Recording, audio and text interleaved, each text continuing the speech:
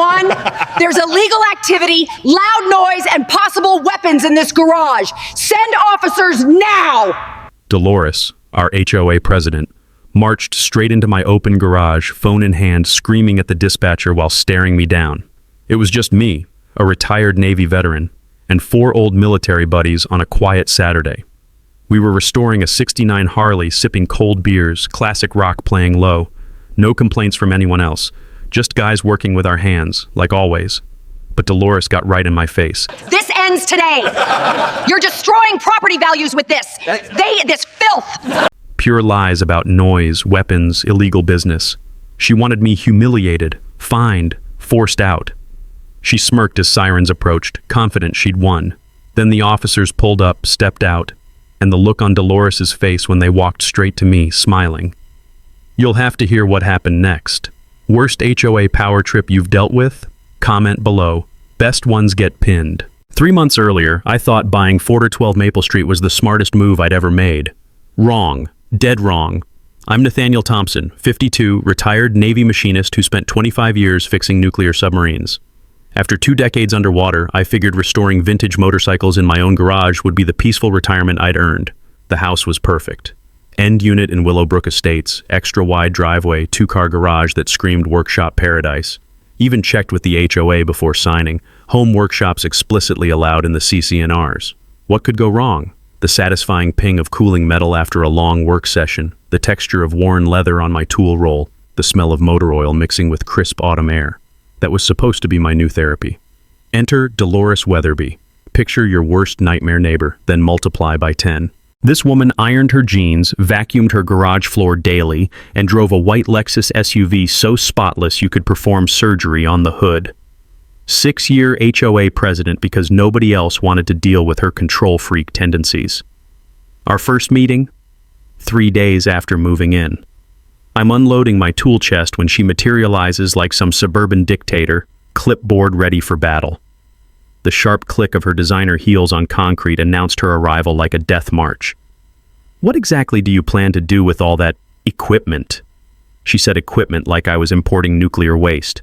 Motorcycle restoration? Classic bikes. It's therapeutic after 25 years fixing submarines. Her face twisted like I'd admitted to running a meth lab. Section 12.4 of our CC&Rs clearly states regulations regarding commercial activities. We maintain very high standards here. Commercial? I was restoring my dad's 1969 Harley Sportster. Ma'am, I checked the rules.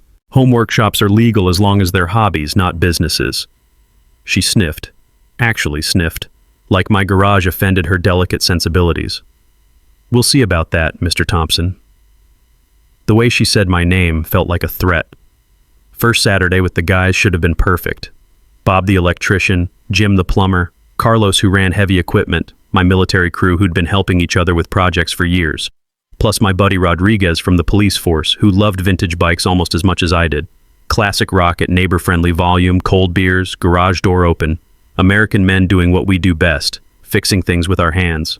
3:47 p.m. I'll never forget the time. Dolores appeared with a measuring tape and professional sound meter like some demented building inspector. Gentlemen, I'm documenting multiple CC&R violations. Unauthorized commercial vehicle repair, excessive noise, possible zoning infractions. Carlos set down his wrench. Lady, we're helping Nathaniel fix his dead father's motorcycle. I've been watching for weeks. She photographed my workbench like it was evidence at a murder trial.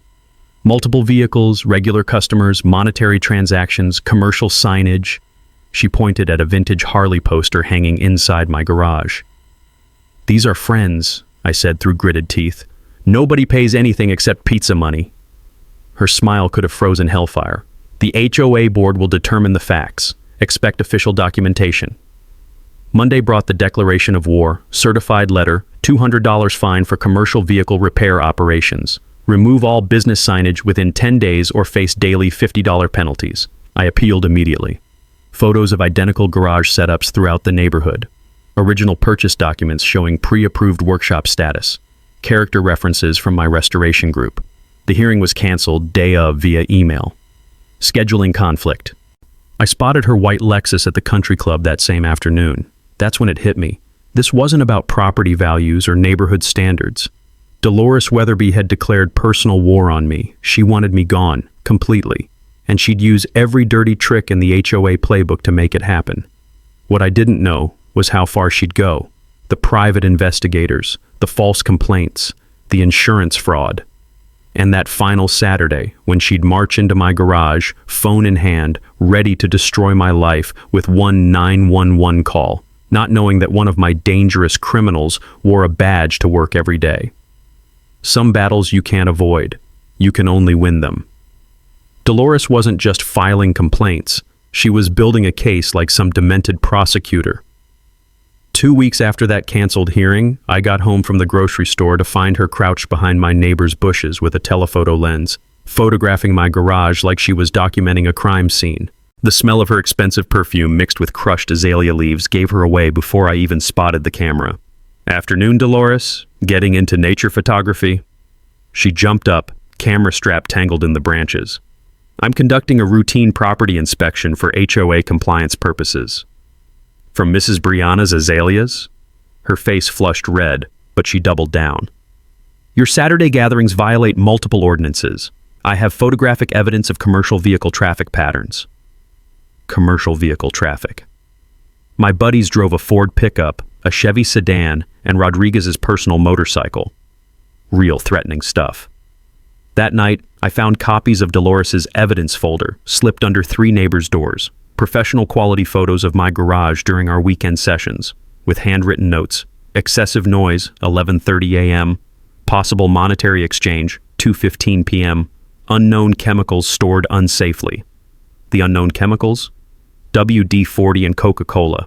But here's where Dolores made her first real mistake. She decided to go nuclear with official complaints. Filed formal violations with the city planning office claiming I was running an unlicensed motorcycle repair business.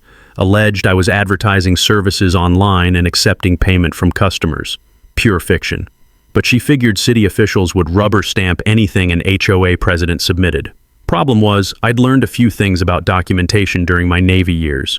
25 years of military paperwork teaches you that everything leaves a trail if you know where to look. I spent my lunch break at the planning office filing a Freedom of Information Act request for all complaints filed by Willowbrook residents in the past year. Cost me $43 and a 2-hour wait in a plastic chair that squeaked every time I moved. But what I discovered was gold. Dolores had filed complaints about 7 different residents. 7. All targeting the same type of people. Single men, blue-collar workers, modest incomes. A Latino landscaper who worked from home. A black single mother who ran a small catering business. An elderly widower who restored antique furniture in his basement. Every complaint contained the same phrases. Declining property values, inappropriate commercial activity, neighborhood character concerns.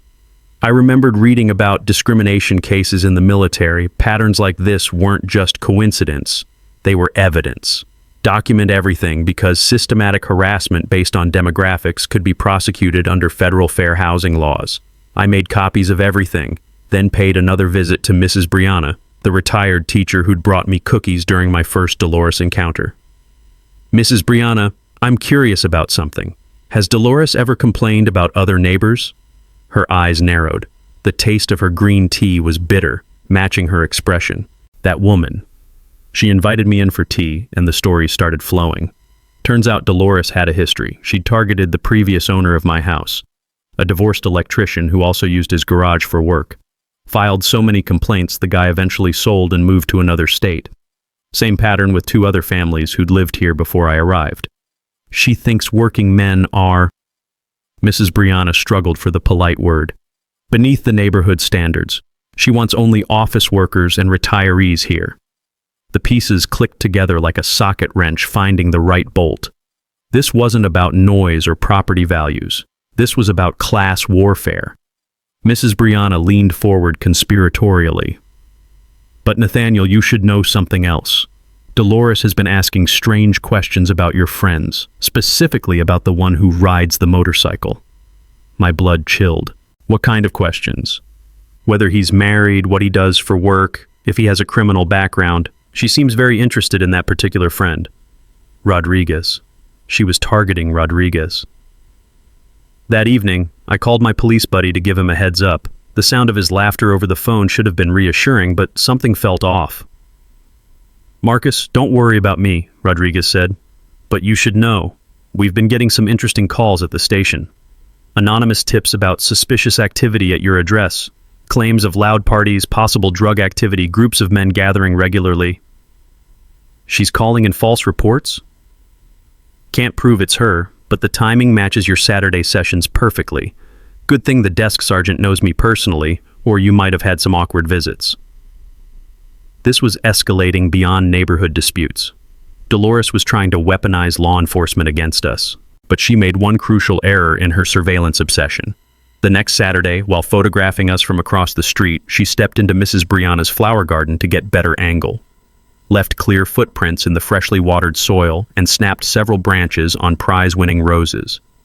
The crunch of broken stems under her designer heels was audible from my garage. Mrs. Brianna was not pleased. "That woman destroyed my garden to spy on you. This has gone too far." And Mrs. Brianna did something Dolores never expected, something that would shift the entire neighborhood dynamic. She called a neighborhood meeting, not an official HOA meeting controlled by Dolores. An old-fashioned coffee clatch in her living room, inviting everyone who'd been targeted or bothered by our HOA president's behavior. 12 neighbors showed up. 12 people with stories about Dolores's harassment, discrimination, and abuse of power. That's when I realized something that would change everything. I wasn't fighting this battle alone anymore. Mrs. Brianna's living room felt like a war room that Tuesday evening. 12 neighbors sat in a circle, coffee cups trembling as people shared horror stories I'd never imagined. The smell of jasmine tea mixed with nervous sweat and growing fury. Janet, the retired teacher, spoke first. "Dolores tried to evict my divorced son for letting his kids play basketball. Basketball! She filed noise complaints claiming it was disruptive commercial activity." Bob the electrician's hands clenched his coffee mug. "She reported my work van as an illegal commercial vehicle. I've parked that van in my driveway for 8 years. Story after story. Pattern harassment. Systematic targeting of anyone who didn't fit Dolores's suburban fantasy. But Tom, the elderly widower, dropped the bomb. She got me kicked off the HOA board last year when I questioned the management company's billing. Suddenly, I was unfit for fiduciary responsibility after 5 years as treasurer. Management company billing. My blood pressure spiked. What kind of billing issues? Phantom inspections, double-charged maintenance. Monthly fees jumped 40% when she hired her nephew's company. Her nephew's company. I'd just found the smoking gun. After everyone left, I cornered Tom by his car. October air bit sharp, carrying the scent of burning leaves and opportunity. "Tom, you still have those financial records?" "Everything. 23 boxes. I'm a retired accountant. I keep copies of everything that smells fishy." Next morning, I burned a personal day in Tom's basement, analyzing HOA records with military precision. What I found was corruption so blatant it was almost insulting. Willowbrook Management Solutions, Derek Weatherbe, Dolores's nephew, had been systematically looting the HOA for 2 years. Phantom inspections at $150 each. Emergency repairs that never happened. Management fees tripled overnight when Derek took over. Total theft, $47,000. But the real gold was in Derek's email printouts. Direct communication with Aunt Dolores about enforcement targeting and demographic compliance management. Actual quote, "Focus violations on blue-collar residents to encourage voluntary relocation and improve community standards." This wasn't just fraud, it was conspiracy with civil rights violations. I photocopied everything, then called Rodriguez. "You need to see this, now." He came over that Saturday, ostensibly for motorcycle work, but really for evidence review. When he saw the financial records, his cop instincts kicked in hard. "Marcus, this is federal territory. Mail fraud, wire fraud, civil rights violations under color of authority. The FBI dreams about cases this clean." "Can we prove Dolores is getting kickbacks?" Rodriguez's smile was predatory. "My buddy in white-collar crime is gonna love this, but we need her to make the next move." She didn't disappoint. That week brought 3 new violation notices.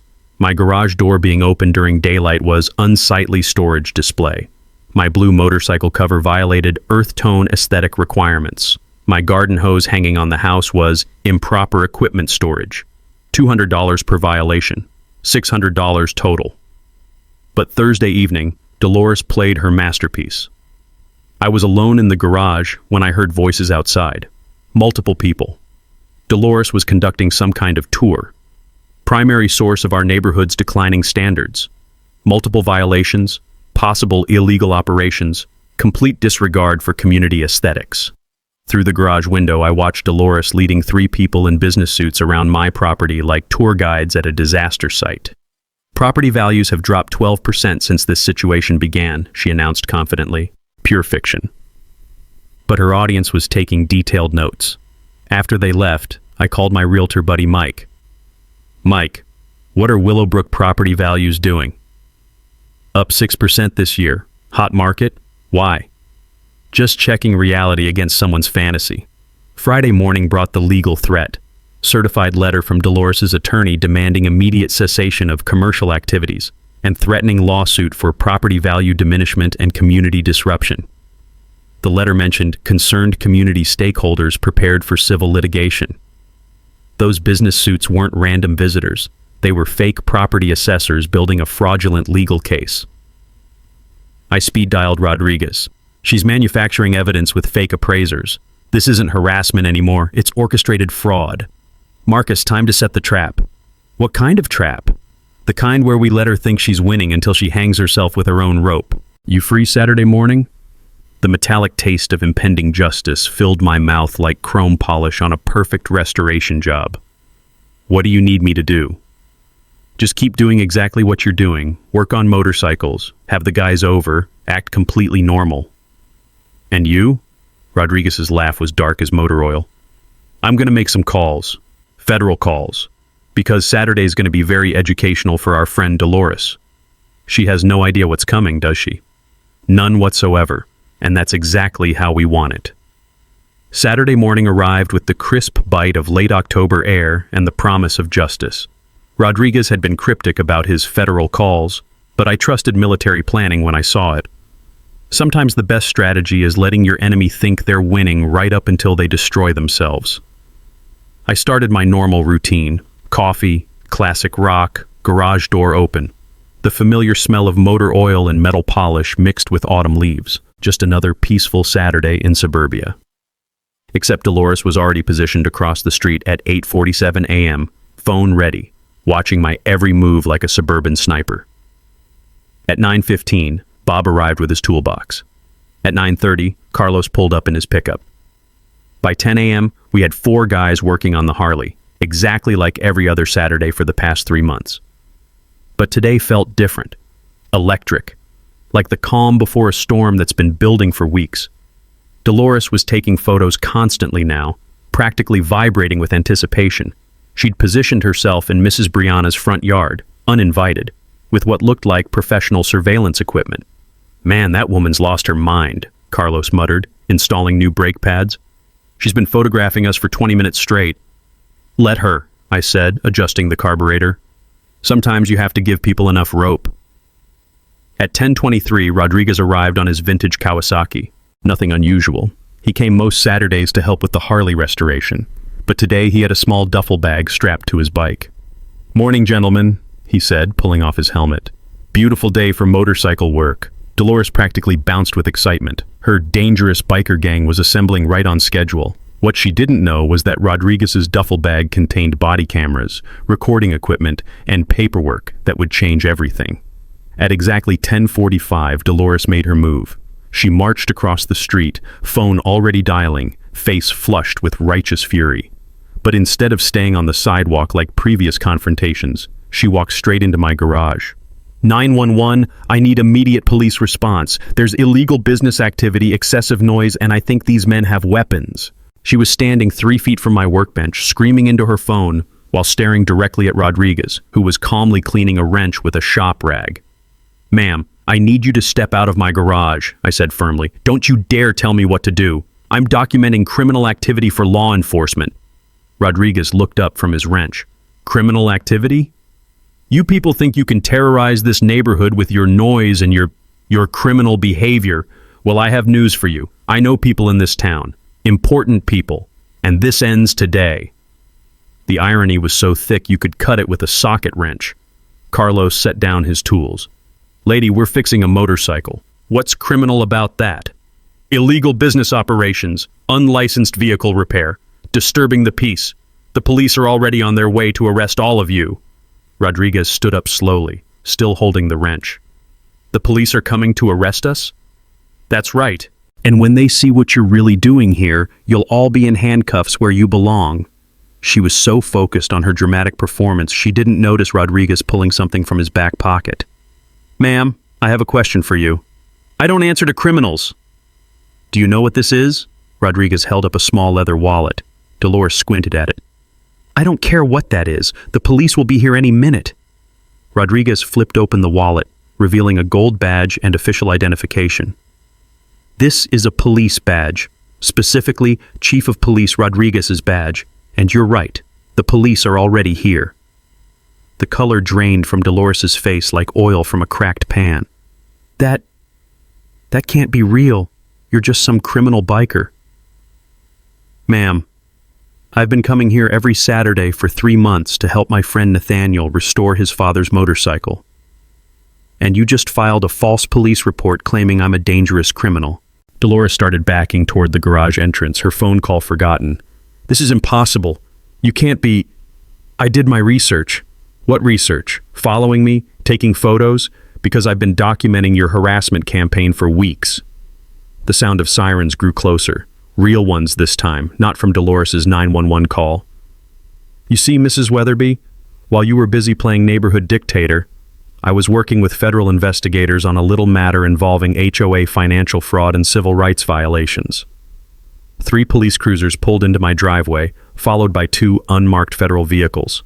Dolores's phone slipped from her trembling hands, clattering on the concrete floor. Ma'am, Rodriguez continued in his official police voice, you're under arrest for filing false police reports, criminal harassment, and conspiracy to commit fraud. The handcuffs clicked with the most beautiful sound I'd ever heard, but the real show was just beginning. The garage went dead silent except for Dolores sobbing in the police car outside. Agent Sarah Martinez from the FBI stepped forward, her face grim as death. Mr. Thompson, what I'm about to tell you is going to make you very angry. She pulled out a thick manila folder, hands shaking slightly. We've been tracking your neighbor for 6 months. This isn't about property values or noise complaints. My stomach dropped. What do you mean? Dolores Weatherbe and her nephew Derek have been running a systematic fraud operation across 12 HOAs. They target working-class residents, harass them into selling, then split profits with real estate investors. Rodriguez's jaw clenched. How much money are we talking about? $340,000 in fraudulent HOA billing alone. But the property manipulation scheme? That's worth millions. Agent Martinez spread photos across my workbench, not of motorcycles, but of bank records and email printouts. This email is from Dolores to Derek, dated 3 weeks ago. She read aloud, the motorcycle target is weakening. If we escalate to criminal complaints, I estimate forced sale within 60 days. Projected profit, $73,000 split. The taste in my mouth went metallic, like blood. 73,000? Your house, Nathaniel. They plan to force you to sell below market value, then flip it to their investor friends. Dolores gets 15 grand finder's fee. Derek handles the fraudulent HOA documentation.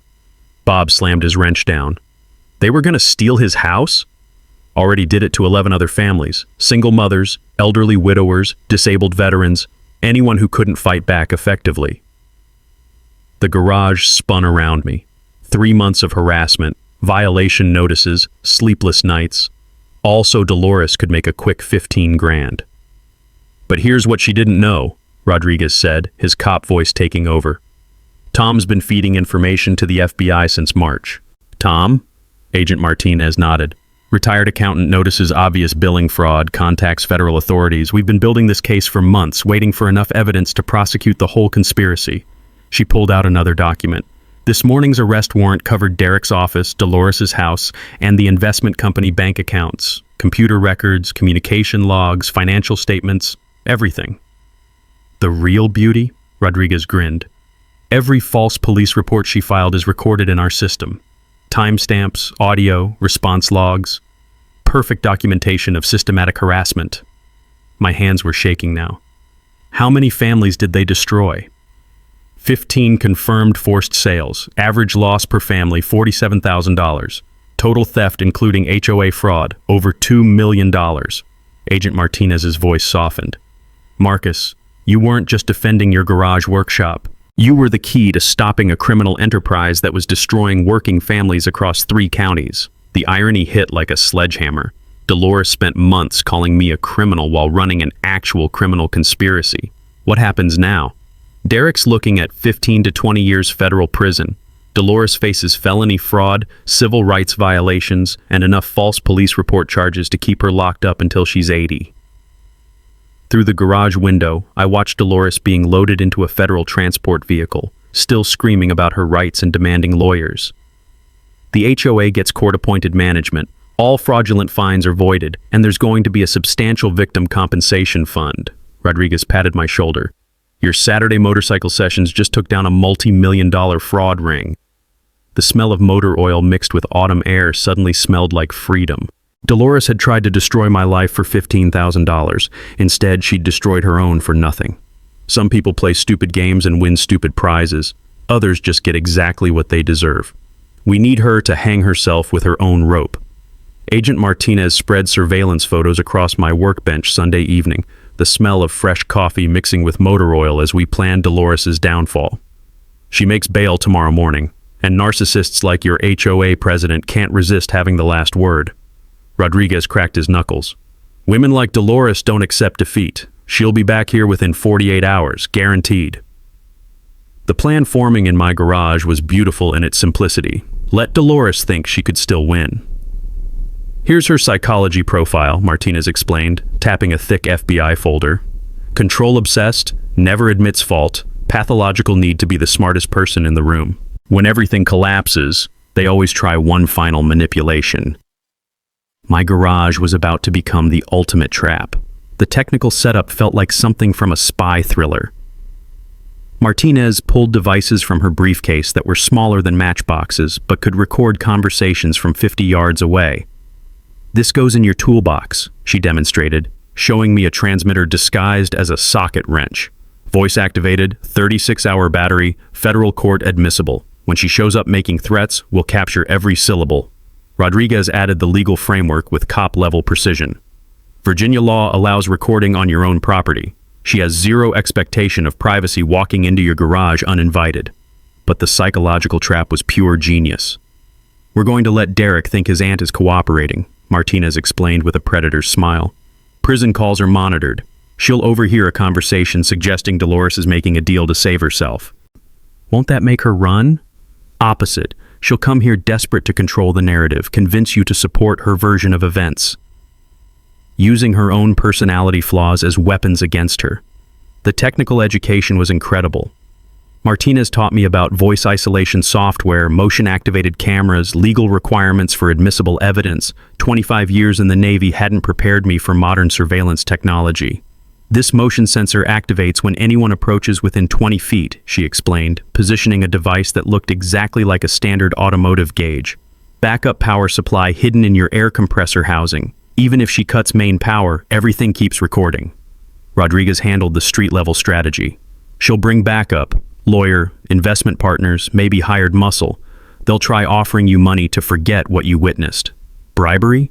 Recorded bribery attempts. Federal conspiracy charges, witness tampering, obstruction of justice. We're talking 25 years minimum when you try corrupting federal witnesses. The garage transformation was subtle but complete. Every tool repositioned for optimal audio capture. Cameras disguised as work lights. Recording equipment hidden inside motorcycle parts boxes. To any casual observer, it looked exactly the same. Just a veteran's workshop with classic bikes and vintage tools. But now every conversation would be monitored by federal investigators building a case worth millions. Remember Nathaniel, Martinez emphasized, her voice carrying 20 years of federal law enforcement experience. Don't try being clever. Act natural. Let her talk. Narcissists love explaining how they outsmarted everyone. The psychology was fascinating. Criminals almost always return to scenes where they felt powerful, especially when their world crumbles. Dolores had spent months treating my garage like conquered territory. Now desperation would drive her back. Rodriguez coordinated backup procedures. My officers stay invisible unless you signal distress. This operation depends on her feeling safe enough to incriminate herself. Sunday night, I tested every system. The recording equipment was so sensitive it picked up my heartbeat when I leaned close to the microphones. Motion sensors tracked movement with military precision. Backup batteries could power everything for 72 hours. She'll come Tuesday latest, Martinez predicted, packing her equipment. Bail conditions require check-ins with pretrial services. She'll be humiliated, desperate, needing to control something after federal custody stripped away her power. The taste of approaching victory was metallic, like chrome polish on a perfectly restored motorcycle part. Rodriguez shook my hand. Marcus, 3 months ago you were an HOA harassment victim. Tomorrow you'll be a federal informant bringing down a criminal conspiracy. The irony was exquisite. For months, Dolores had surveilled my garage, documented my activities, built evidence files trying to destroy me. Now I was doing exactly the same thing to her. The difference? My evidence was real. When she walked back into my garage, which every federal behavioral expert guaranteed she would, every threat, every bribery attempt, every desperate lie would be recorded for prosecutors who specialized in putting criminals away forever. Tuesday morning, I went through my normal routine. Coffee, classic rock, garage door open, working on the Harley like nothing had changed. Except everything had changed. And Dolores was about to learn that some battles you can't win, no matter how desperate you get. The chrome on my Harley had never looked so perfect.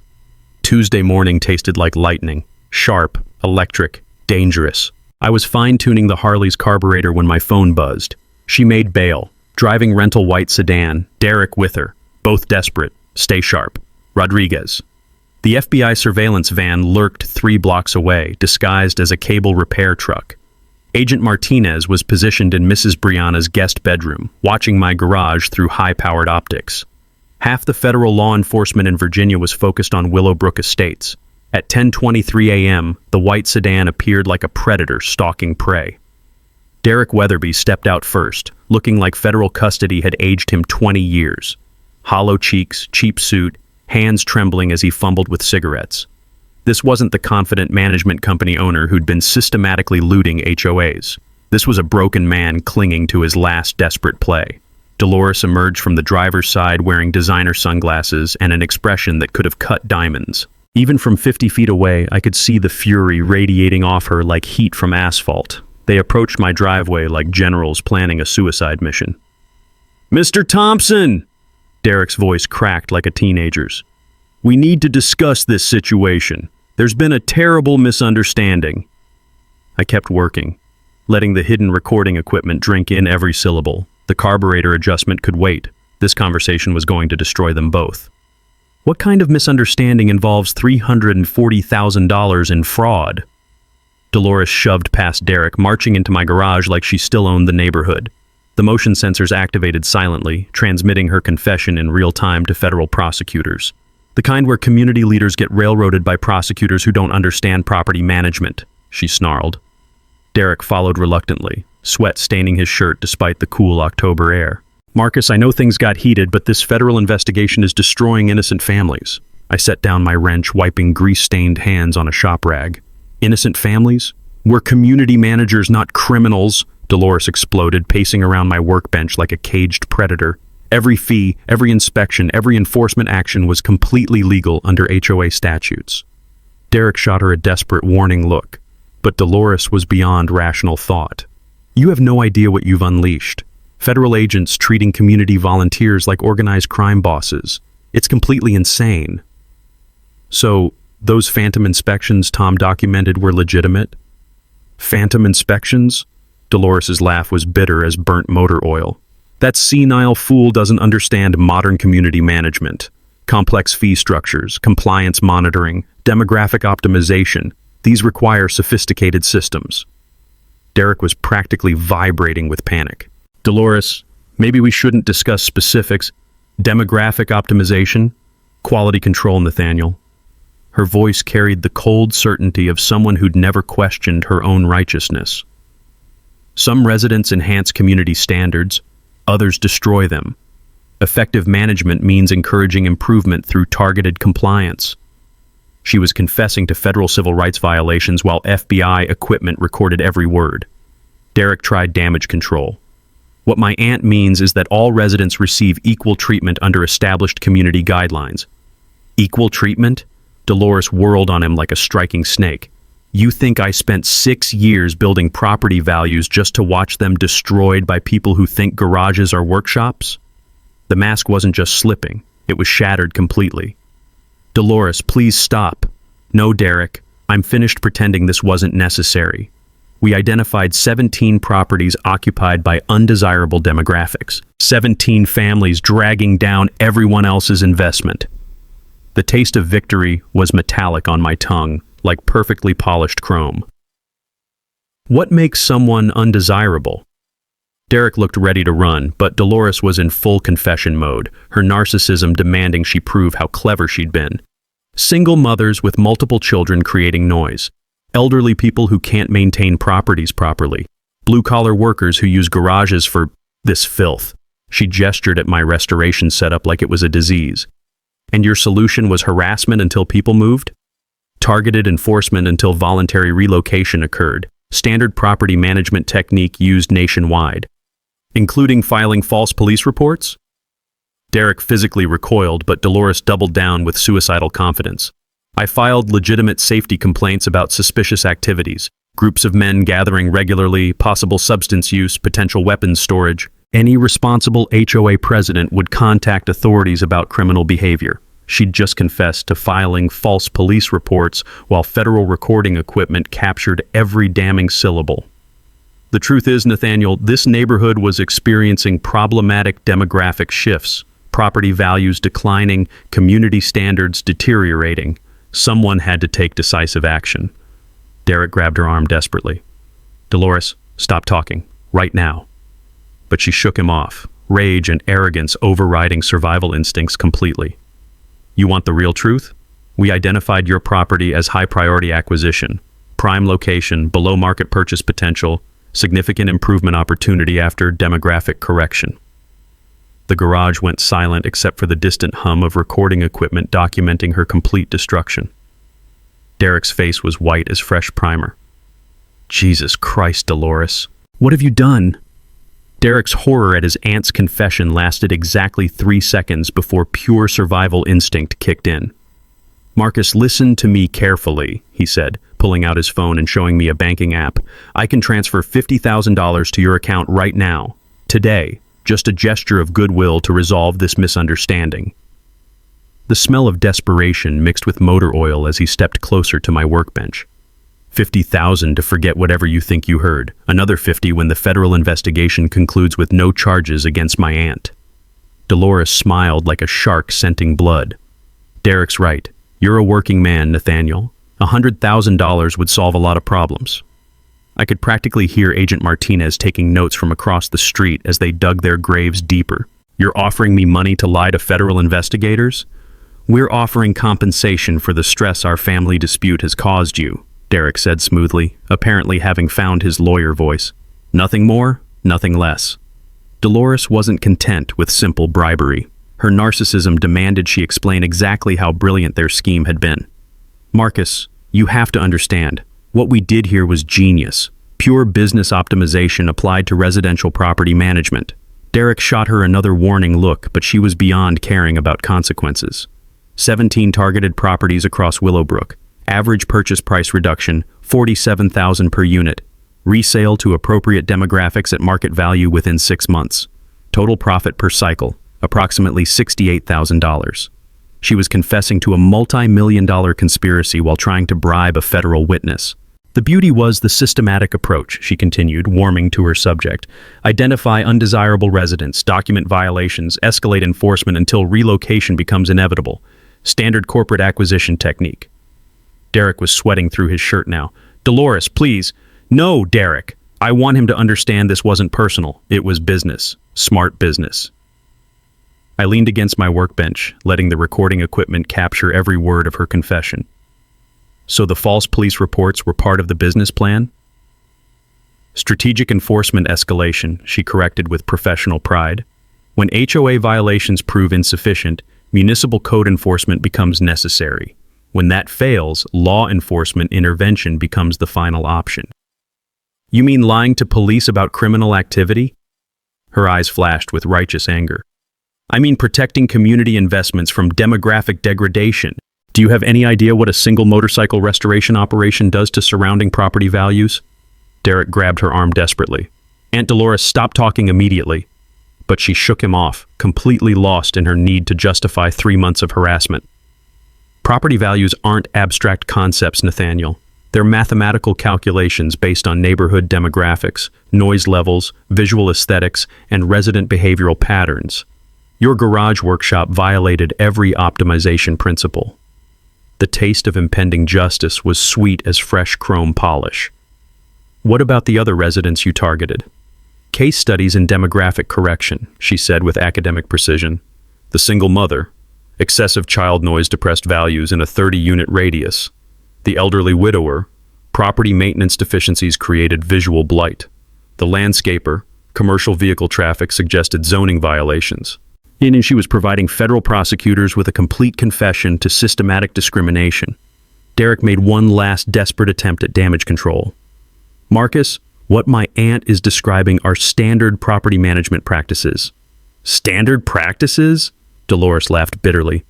Derek, show some backbone. What we accomplished here was revolutionary. Targeted demographic optimization through strategic enforcement escalation. She pulled out her own phone, showing me what looked like a spreadsheet. This documents our success rate. 15 families relocated, average timeline 4 months, average property value improvement post-relocation 67%. We perfected the methodology. Derek looked ready to vomit. Oh my God, Dolores, you kept records? Of course I kept records. This system could be franchised nationwide. HOA demographic optimization as a professional service. We were pioneers. And the garage door was open, autumn air carrying the distant sound of sirens. Not coming for us this time, but for the criminals confessing in my workspace. One more question, I said, adjusting a wrench while recording equipment captured everything. How many other neighborhoods are you running this operation in? Dolores' smile was pure predatory satisfaction. 12 active projects across 3 counties.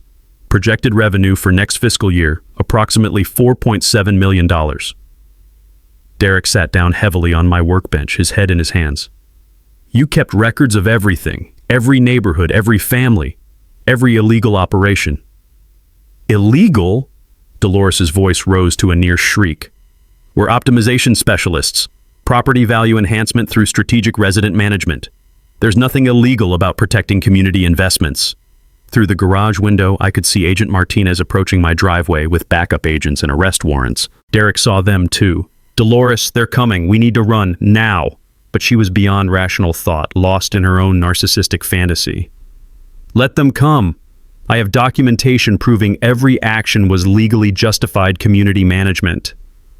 Some people dig their own graves. Others excavate entire cemeteries. Agent Martinez appeared at my garage entrance like the angel of justice herself, flanked by 6 federal agents and 3 local police officers.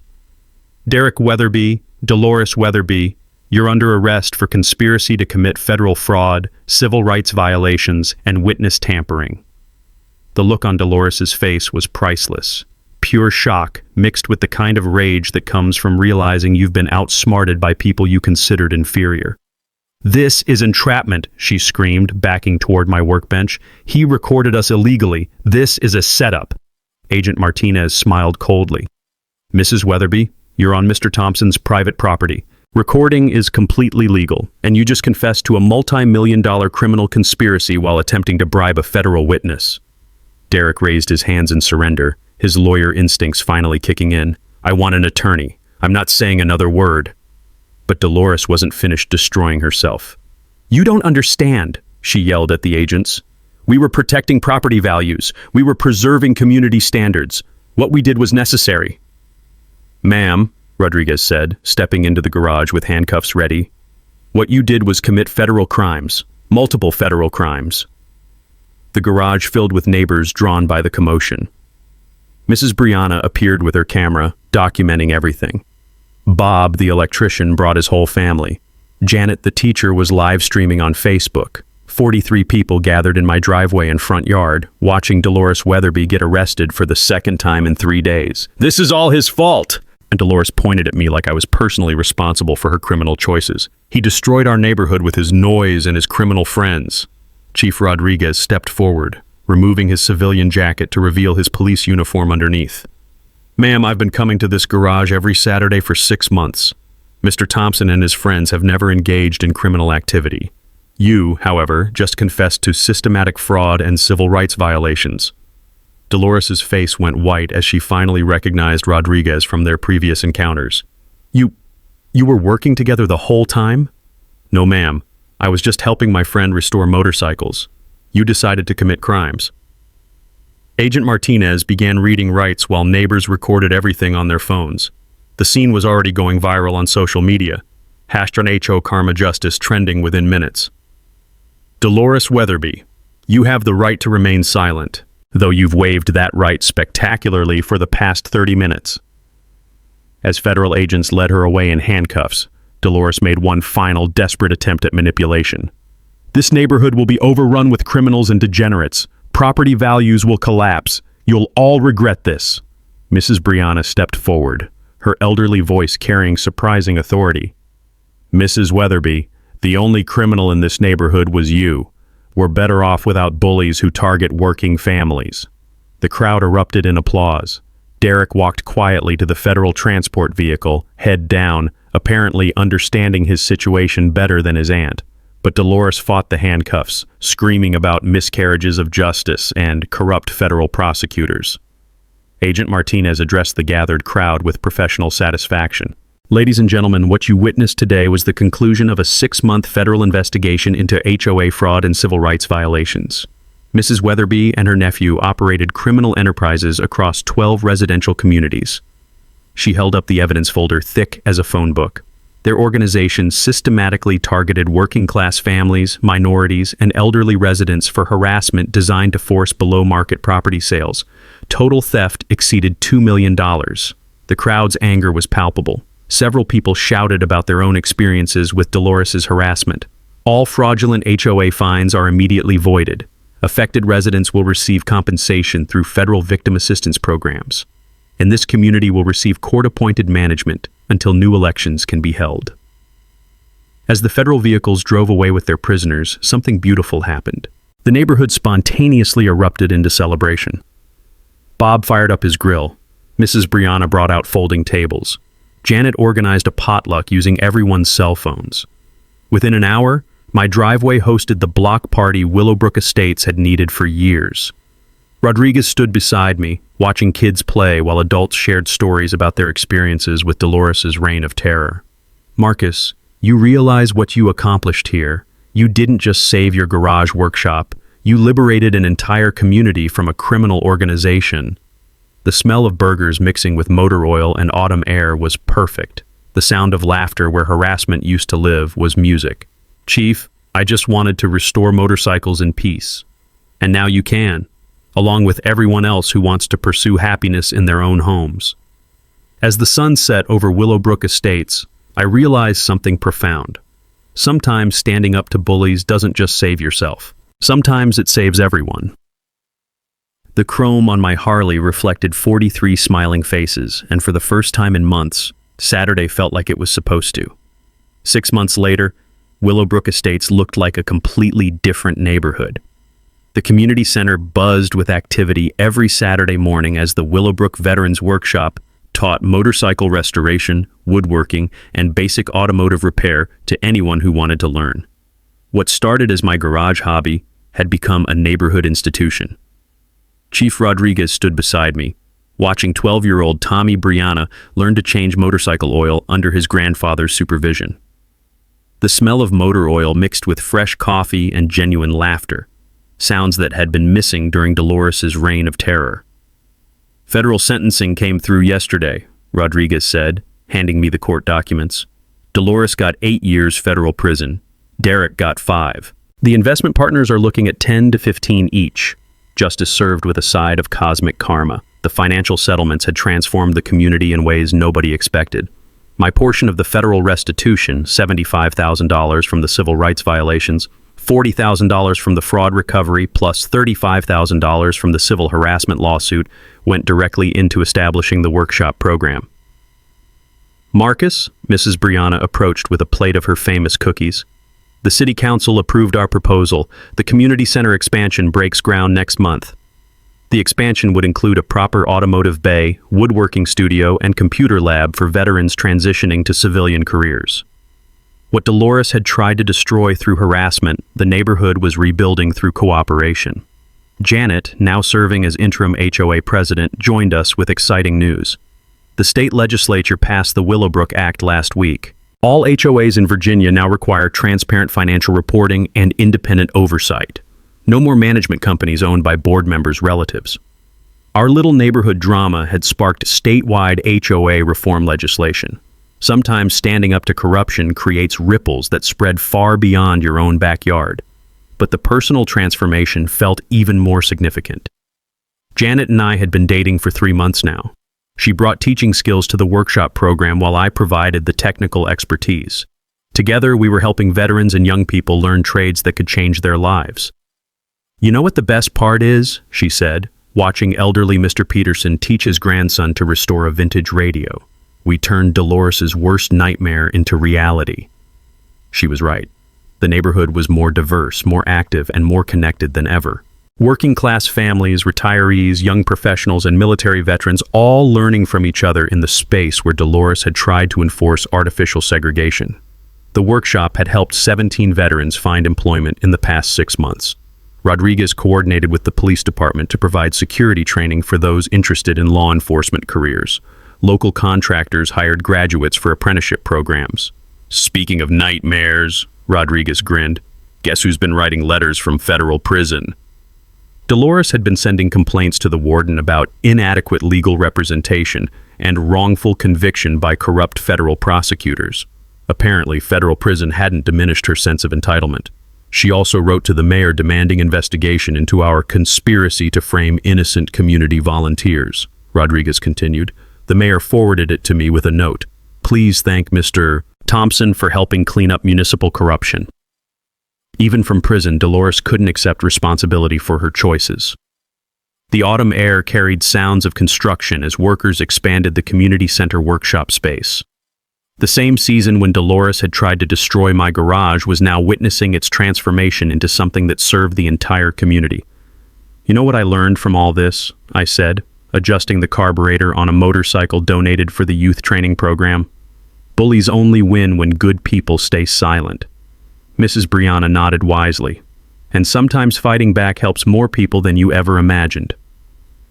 The YouTube video documenting our story had reached 2.3 million views, inspiring similar community workshops across the country. Veterans in Phoenix, Detroit, and Jacksonville were starting their own programs based on the Willowbrook model. As sunset painted the sky orange and purple, families began gathering for our weekly community barbecue. The same driveway where Dolores had called 911 now hosted celebrations that brought neighbors together instead of driving them apart.